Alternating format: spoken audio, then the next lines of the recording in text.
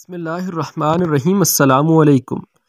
اچھی موت کی نشانی رسول اللہ صلی اللہ علیہ وسلم نے فرمایا کہ موت کا ایک دم آنا افسوس کے لائق ہے کہ مرنے والا نہ کچھ کہہ سکا اور نہ کر سکا۔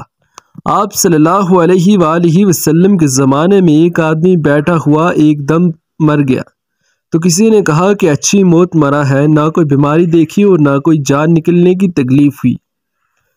حضور صلی اللہ علیہ وآلہ وسلم کو جب یہ کہنا معلوم ہوا تو آپ صلی اللہ علیہ وآلہ وسلم نے اس آدمی سے فرمایا کہ تیرے پاس کیا ثبوت ہے کہ اچانک ایک آدمی ایک دم مرنے سے اس کی تکلیف نہیں ہوئی؟